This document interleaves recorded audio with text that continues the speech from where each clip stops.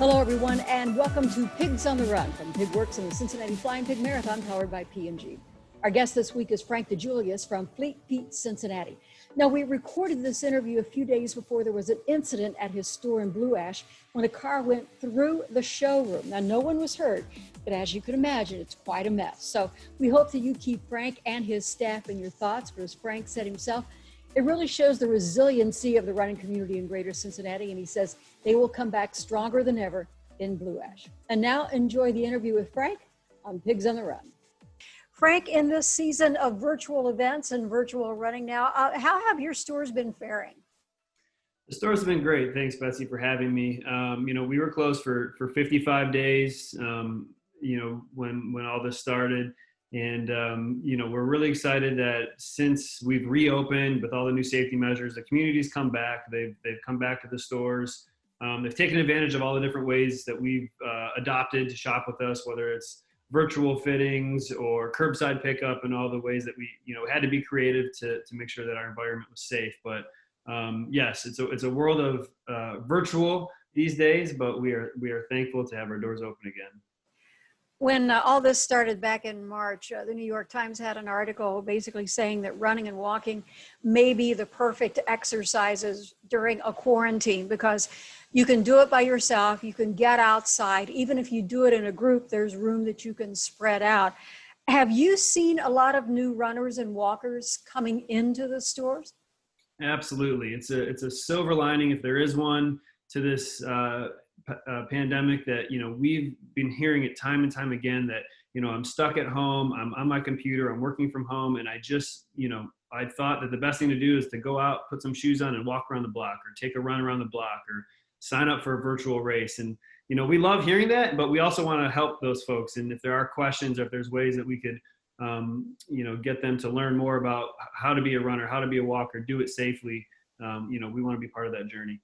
Yeah, and that kind of leads me to my next question. It's nice to have this influx of new runners and walkers, but how do you keep them? How, as a store owner, how do you keep them engaged, and how do you make sure that they do have the right gear and they are practicing, safer methods to run and walk, and they're not trying to do too much too quickly? How do you keep them engaged?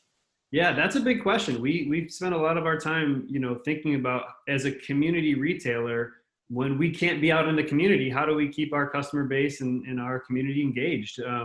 We're doing that right now with a virtual training program, obviously alongside the Flying Pig, and everything that they're doing virtually. We're just trying to create a lot of content. It is a world where we're on our screens quite a bit these days. So whether that's giving people sneak peeks into great new gear, or offering virtual fit appointments, we still think that we have a lot to offer. But if we just change and adapt it a little bit to the world we live in today, our consumers and our runners can still take that in. Well, let me ask you some nuts and bolts questions that runners may have when they're out.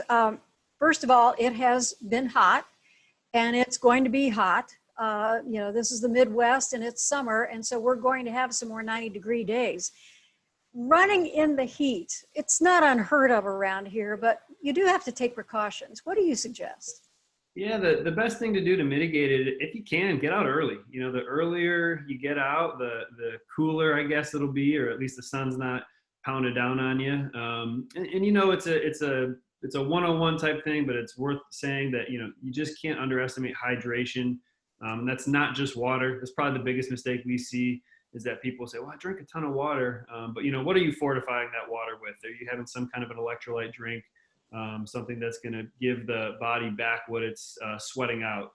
That's a really big piece. And, wear sunscreen, wear sunglasses.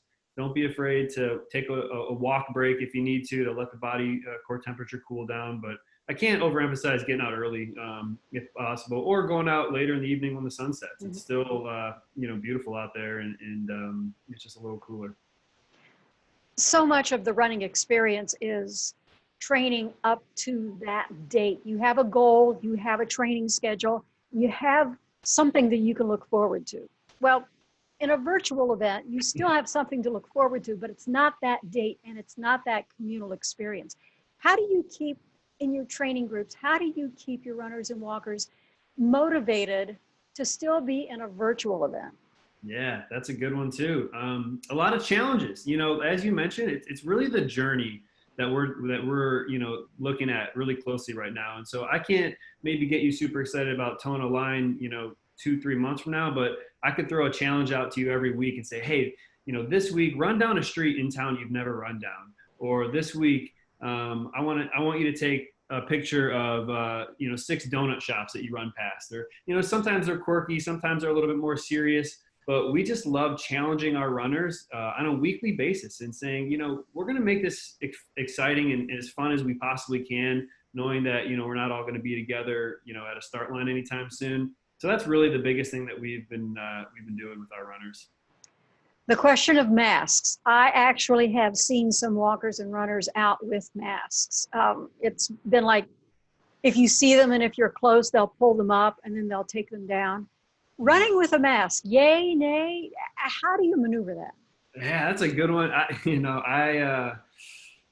can't do it. I mean, I'm a mask wearer. I think it's a smart thing to do, and obviously it's required in our stores from the day we reopened. But I think not being a medical professional, it would be tough to actually go out outside with a mask on. Now I don't know if the mandate and stuff for Ohio requires it. If you're not near anybody else, I don't know the legal side of that, but Right. I don't think running with a mask would be anything I'd want to do, especially with the heat. So I also don't think you should be running in a group right now. We've been super tempted to maybe we could start small, or maybe we could do small groups, but it kind of kills me actually when I see groups running down the street. As much as I love it, hopefully they're spread out and safe.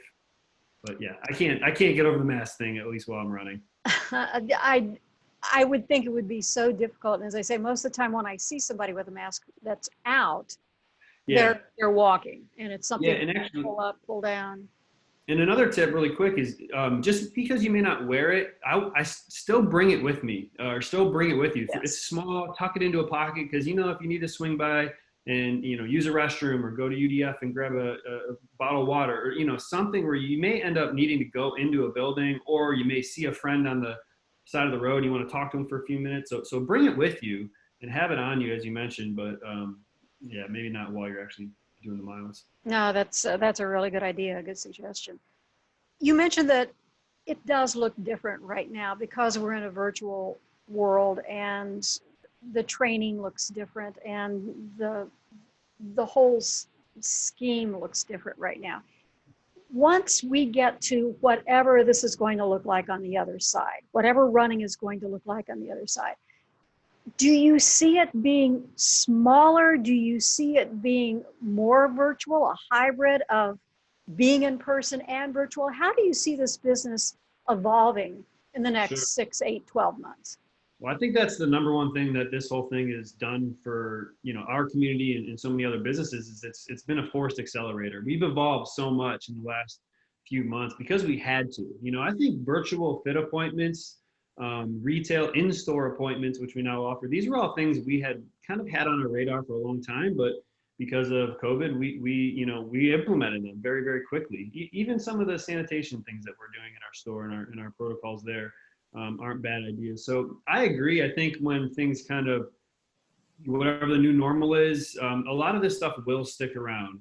Curbside pickup, if you're at lunch at work and you just need a new pair and you know what you need and you know your size, why don't we have a quick serve option for you?